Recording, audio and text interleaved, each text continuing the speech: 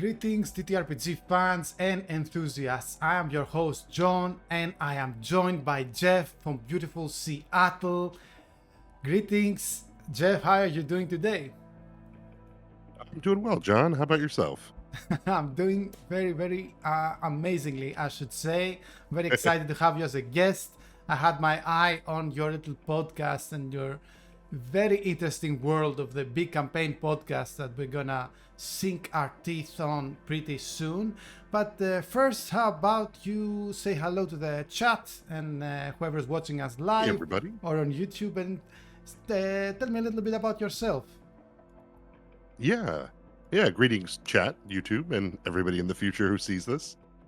Let's see here. About myself. I'm 40 years old. Been DMing now for about 25 years.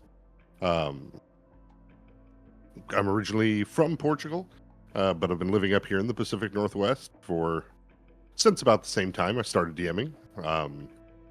Got to America and found D&D and Magic cards and all the nerd stuff you don't get everywhere else. But I have two cats, which may walk across the camera at some point. Sisters, T-Bone and Cinnamon. But other than that, I work for the post office delivering letters. Okay.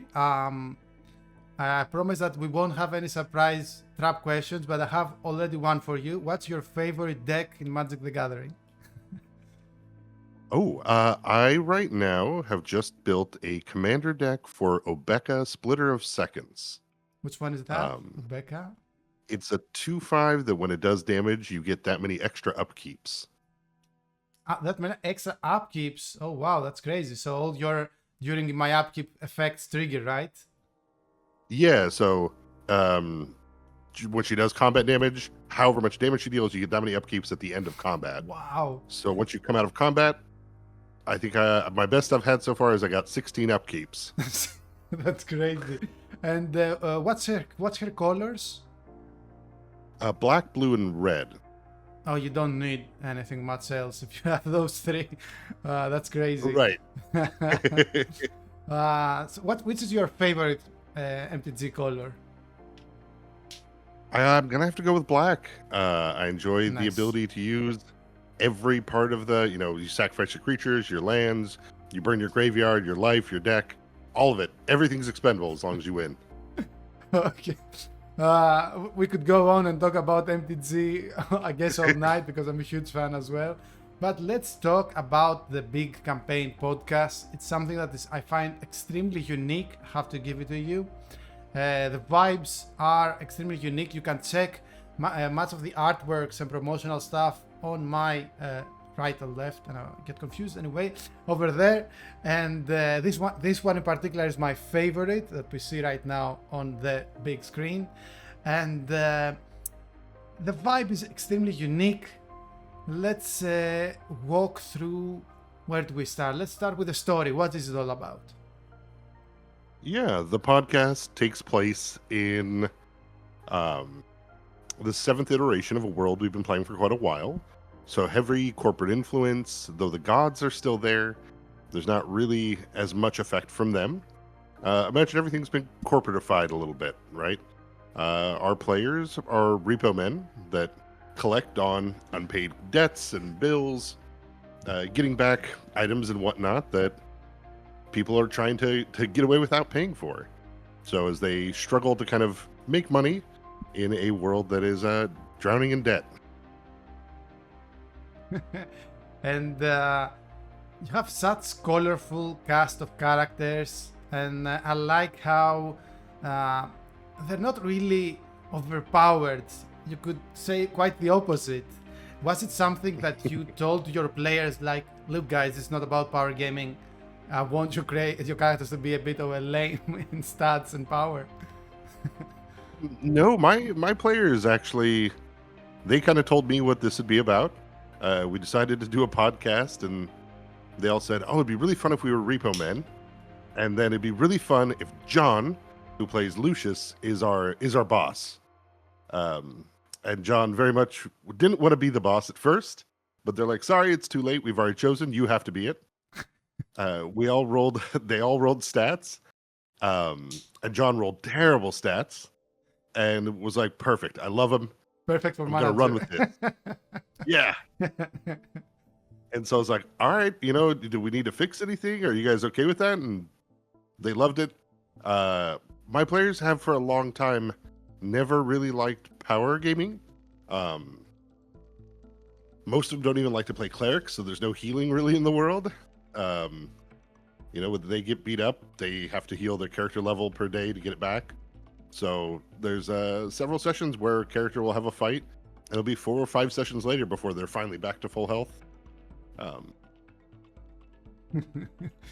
But I can't wait to hear the stories about the fights. Let me make sure that the Trusty Nightbot... there it is. The Trusty Nightbot is dropping your link tree on the chat. So anyone interested about the YouTube, the stories, the merch, all the goodies, you can most definitely check that link. Talk to me a little bit about the inspirations to create such a unique setting, really. Well, I mean, I'm a excuse me. No problem. I'm a big nerd, right? Magic cards, but this also goes into a lot of books, Hyperion, Dune, Snow Crash, all of that sci-fi that kind of came up in the 90s and late 80s. I've really enjoyed it, but a lot of the building has happened because of my players. Every big campaign we do, after we play it for a couple of years, we retire it, and then I build on top of it from whatever they did during the campaign, and then move the timeline. So the one we're playing in now, or the one the podcast is set, is the 7th version. But that means like the very first version, we had elves, we had dwarves. They got to level 30, they were fighting gods. Nice. And then somewhere around like the 5th version is where they started building corporations and guns and working toward technology. And now we're finally at, corporate-owned heroes and taking out loans to be able to buy magic equipment and stuff like that. So you want to tell me that your players have reached level 30 without even power gaming? They were like level 30 NPC stats, level 30 commoners or something. Let's see, because the first campaign we went to level 30, so we were using Dungeons & Dragons 3.0 and 3.5, and they had the Epic Handbook. So they had all the rules for if you go above level 20, and then once you got into Epic Land, it was a feat to raise your stats. And so, people just grabbed feats that they needed, or they, after 20 levels, you have magic items, you have loot, you have things that boost your stats enough that, if you need to wrestle a sentient black hole, you can. Or if you need to fight some terrible Cthulhu-esque chaos king, you can do it. But, but yeah, no, there's never been that extreme power gaming that makes somebody have to go like, okay, you're hurting the other players or you're ruining the game. No, I don't think that necessarily a power gamer does those things, but I'm just curious that how you even reach at such high levels. I'm quite familiar with epic level of 3.5. We've played up to ridiculously high levels, and we tried ridiculously high stuff. Like gods were like, secondary beings that high.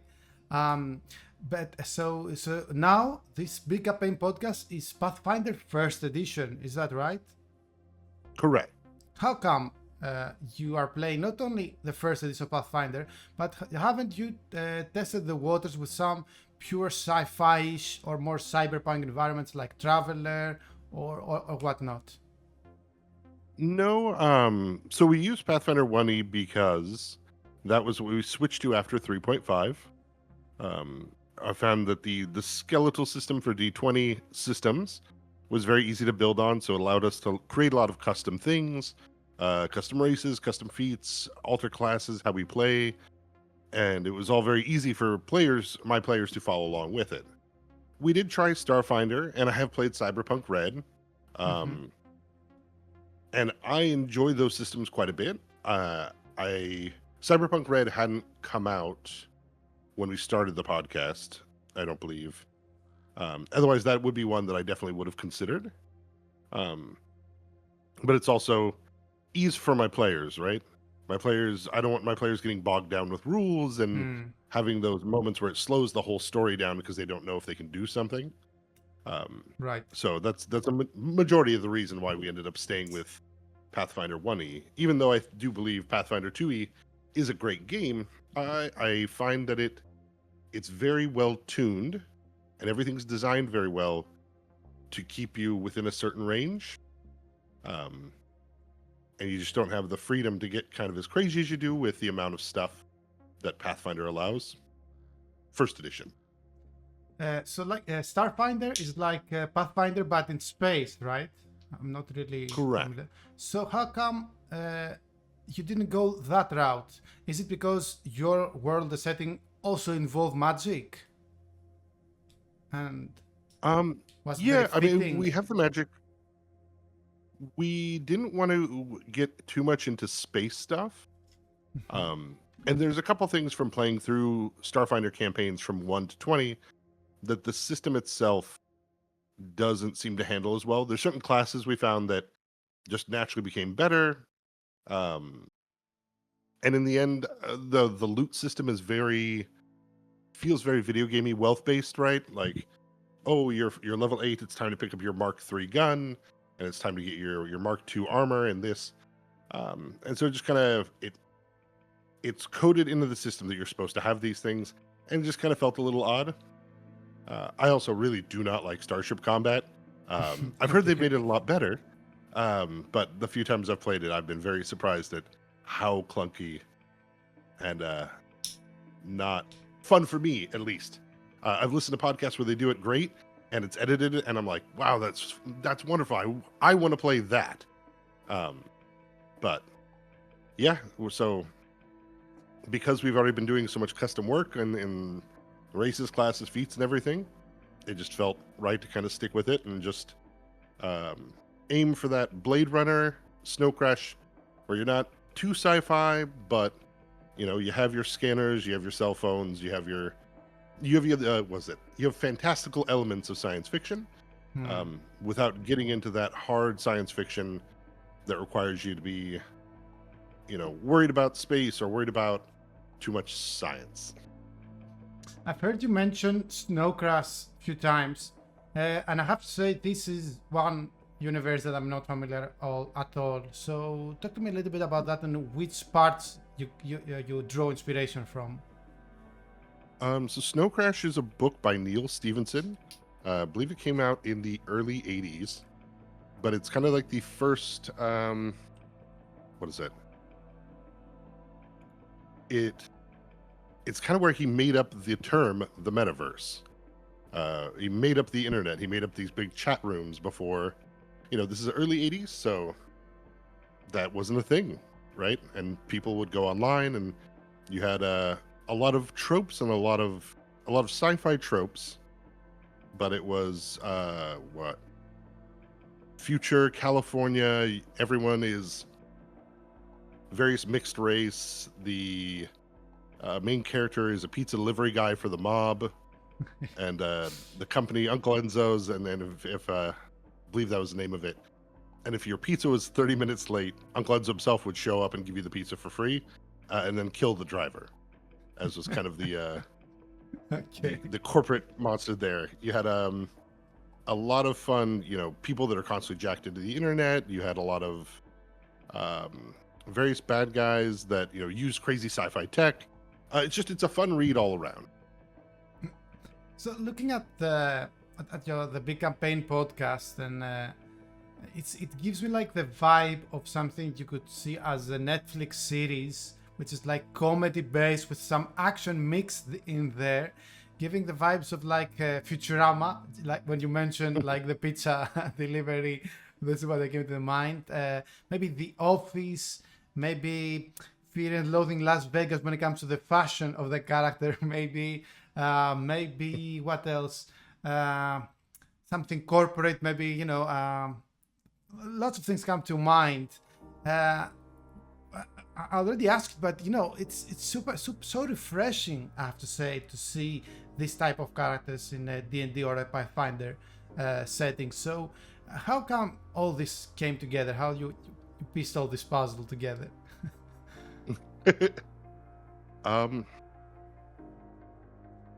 I mean, I think a lot of it is just, all of the people I'm playing with are all my longtime friends. I've known them now for quite a while.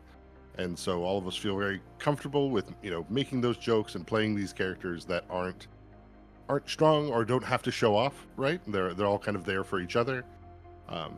And the world's been built by my players. The person who plays Keegan, originally his character was the head of the giant corporation that runs the city. He started out as a level 1 bard several campaigns ago. There's just I believe my players bring a lot of their own influence because they're all big book readers and video game players, and so everyone knows kind of the tone to set, but brings their own kind of fun references, right? I love Futurama, so that is definitely a good one to hear.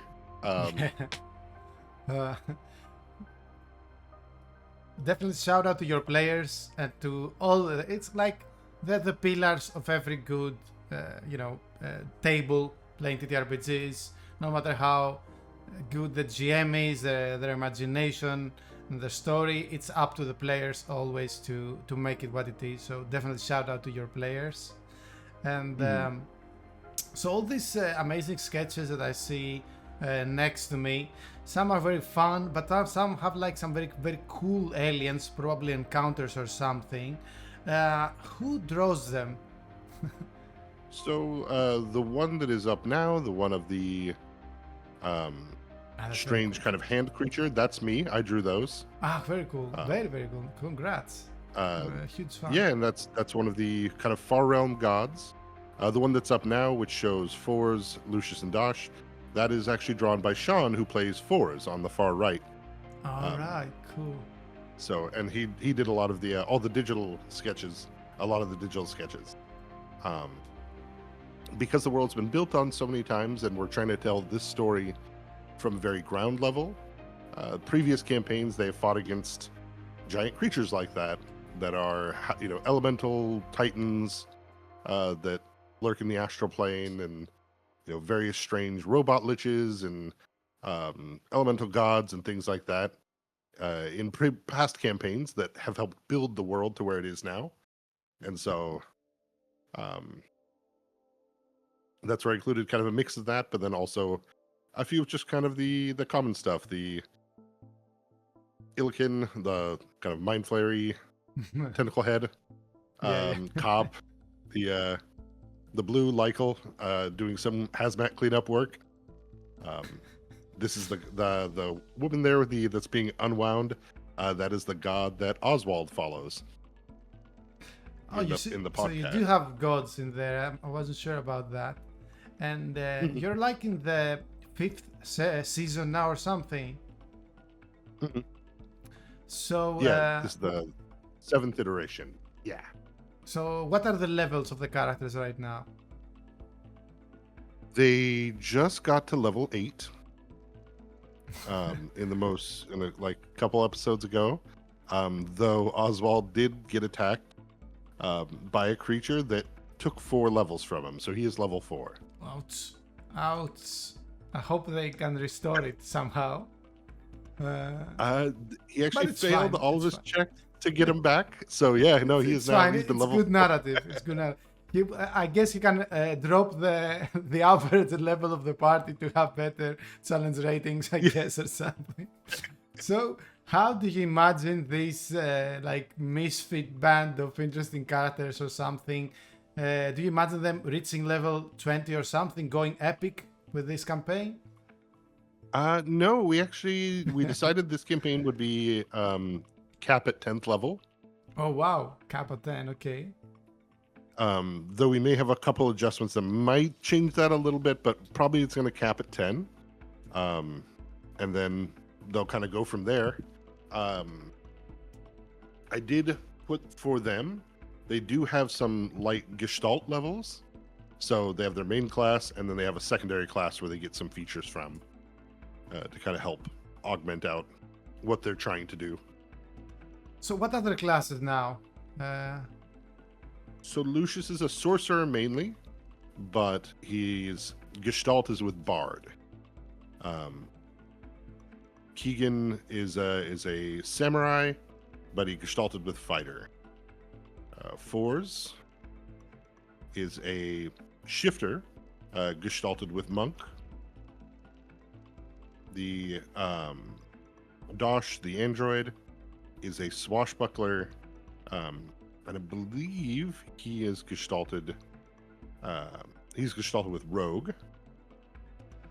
And then Oswald is an inquisitor that is was gestalted with magus, but is now looking at something else potentially. Well, besides the sorcerer, they're all kinda, unique in their own way. But yeah, even the sorcerer can be very versatile. But yeah, even their classes represent the uniqueness of the vibe.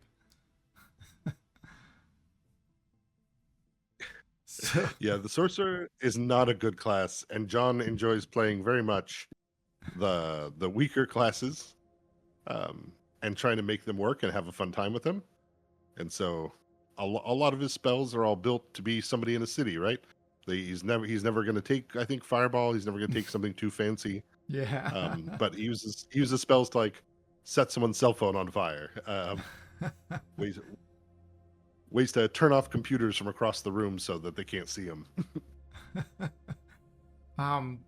So yeah, you're giving me bits here and there, but tell me a few good stories that come to mind, like something crazy that happened, something fun, something unexpected, maybe a TPK. No, just kidding. Whatever comes to your mind.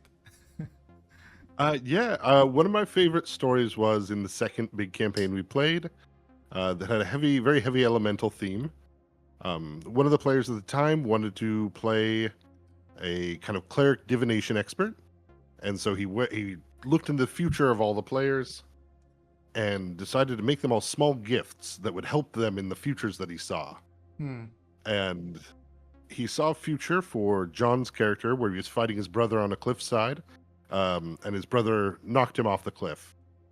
So he gave him a token of Featherfall for him to use for the future. And now we skip ahead 7-8 levels. The level 12, John's character is teamed up with Sean's character, and they're fighting a Draco Lich in a cave. And the Dragon Lich has pinned Sean's character to its tail and is biting down on John's character. And John's like, oh, this must be the time, that future he saw where I need help. And he reaches in and crushes the Featherfall token while the Dragon Lich, he keeps biting him. And he's like, well, this is crap. That guy's future was stupid. That thing didn't do anything. Later, he fought his brother and got knocked off a cliff. He's like, man, I wish I had a Featherfall token. That's one of my favorites. The another really great one was the very first time we had the player who plays Dosh joined our campaign. It was the 5th campaign. Everyone's level 1. He's playing a gunslinger, and John was playing a short little wizard, a little gnome wizard, and a conniving little evil guy, as he was, because the combat got into a very odd spot where everyone's got guns pointed at each other. Dosh's player, Mav, points at John's character, is like, put all the loot in the bag. And John, well, what can I do? He has a gun pulled on me. After they defeated the crew and they're heading back to the train, John decides he's going to rob the entire party and get on the train. And so he casts sleep, and the paladin falls over. The archer falls over. The gunslinger doesn't. John, who had been moving slow the entire time, so everyone thought he could only move 10 feet, moves 20, takes off running, jumps on the train. And as the gunslinger comes up and is like, you stole our stuff and I've got a gun pointed at you, he's like, oh no, guards. And he pulls out, because Mav had said earlier that he was being wanted by a group, and so they had wanted posters out. John's character had grabbed one of those wanted posters and hid it on himself. And so jumped on the train and told the guards, I have him right here. The wanted man, the one from the posters. He's trying to rob me right now. and Mav had to just walk away from the scene. Everyone's pissed at John. John's character gets on the train, rides off with all the loot, and it's the first session. Oh my god! Perfect. I'm really curious. Did the players out of game took it fine, right? One player was a little annoyed, was a little frustrated, but the other two just started laughing. They thought it was hilarious. They absolutely bought that his character couldn't move fast. And he's like, oh, I never said I couldn't move my full speed. In game, I only moved half my speed, but you assumed that because you looked at my character sheet. Because I wrote 10 feet speed on my character sheet. I can move 20, but you're the one who metagamed incorrectly. Oh, wow. What the hell? This is so non-meta. I don't know what that is even. But it was, everybody had a blast. And we, levels later, they all met back up. They teamed up again to go fight strange monsters on the first world. It was great. I love it when, the players are mature enough to allow the story to go certain ways, just like the ways that you describe it. I've heard this very old Dungeons and Dragons story that I think it happened to Greece, but there is a high probability to just be an urban story, not really be something that really happened. That's something that I heard. That's there's a group, and there is a new player who plays a rogue or a thief, because it was AD&D back then. Gets invited, and session 1, that player steals all their loot and leaves, or maybe even kills them on their sleep or something. And everybody's obviously kind of pissed off, or maybe possibly quite pissed off. And then the player who actually did that, stole all their loot, says, okay, which characters are we gonna play next? Like, wait, if you did that, why are we continuing? Because I'm not going to continue my story alone. So it was like crazy, and it like erupted chaos and whatever. So I like it when, all the players, if it's for the narrative's sake, and it's fun, and it's, it's fitting, it's great. So everybody's mature enough to know that, this is impersonal, this is just telling stories, and, keep working together to create a great narrative. Yeah, I this is just my own theory, my own idea on it, and I think a lot of it has to come from how you got into TTRPGs, like what your history is, right? Mm-hmm. If you're a video game player, when you start playing tabletop, you have that idea, like there's a way to win the encounter.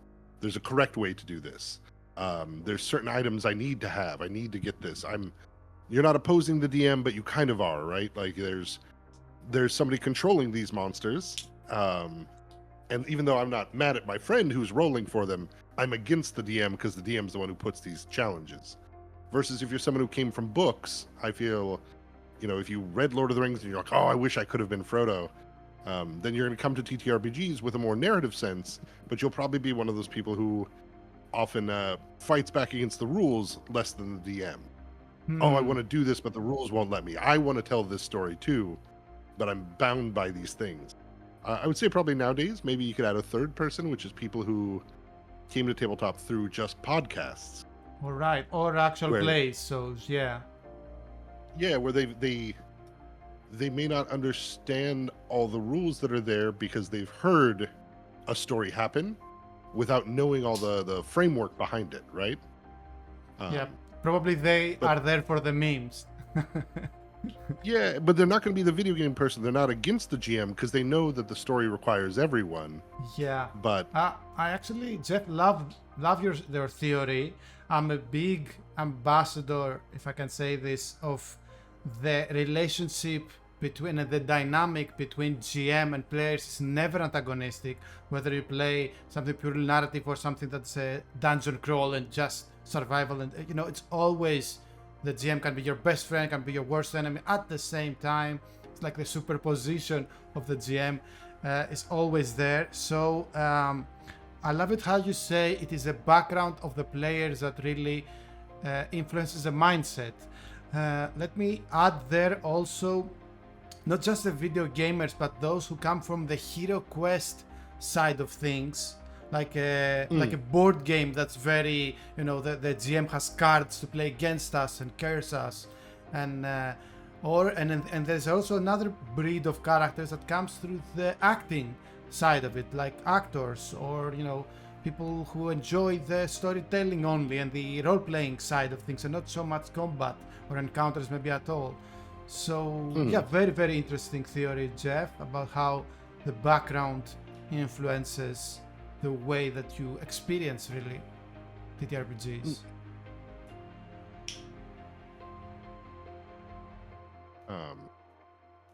Yeah, that's and I think that's part of the fun. There is a lot of my players all come from very book backgrounds, so that they all that's where they all flow together, is because they understand there's a narrative and there's fun stuff has to happen, that failures are just as much fun as success. Yes.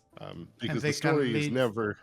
Yeah, and they can lead to just as interesting narrative hooks as a great success can, great failure in game. Mm-hmm.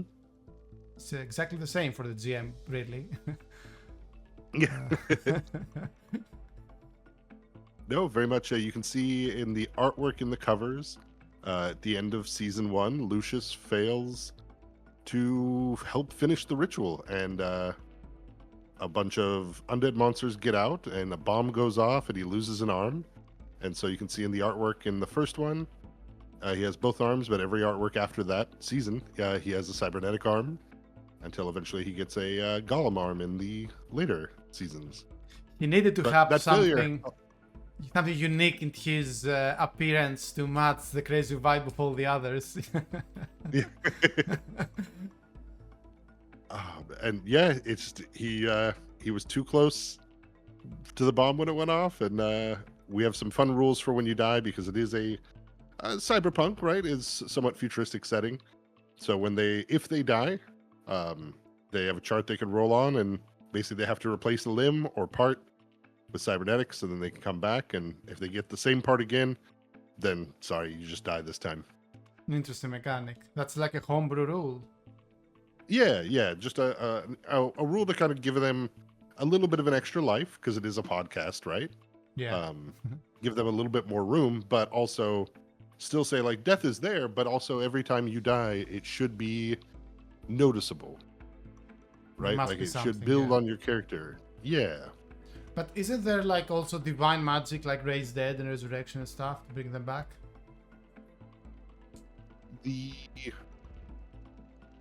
Because we have the game more or less capped at level 10, I think, like, what is it? The raise dead comes in, but even then, there's diamonds. They're expensive.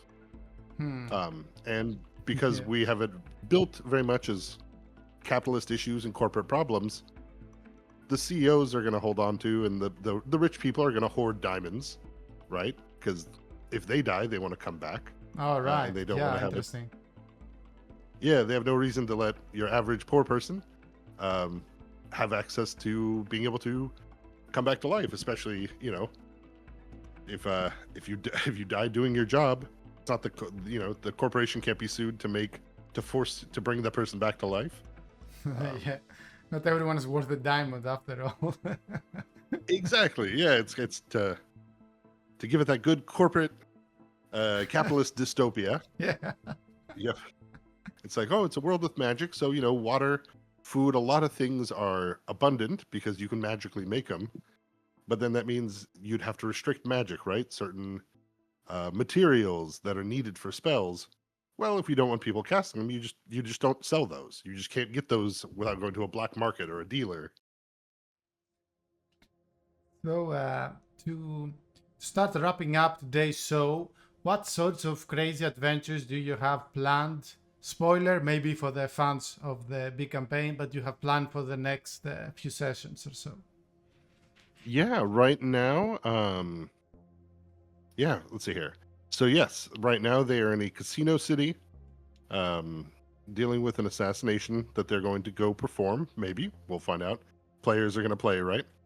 But I've introduced a strange chaos god that is lurking under one of the casinos that consumes fortunes and luck that they may encounter. But all this leading towards them being forced to participate in a game show to win back their citizen rights as they are currently owned by a larger corporation. All right. That sounds always fun.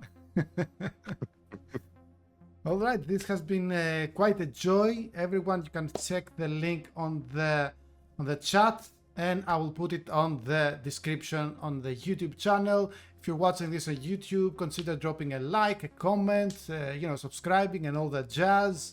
Make sure you follow all the links of Jeph and follow everything about the GM big campaign podcast. And I have to say, just to close this episode, that it's always, I find it very important for any TTRPG, whether it be Pathfinder or D&D or whatever you name it, to have interesting and fresh stakes that break the norm as you and your crew does, and bring their own little magic, because it is an art form and you don't have to always have fireballs and someone and dungeons and all the super classic stuff. They're fine, but it's important to push the boundaries and go to stranger narratives and see where that goes. It is my personal opinion, and thank you because you and your crew most definitely go that route.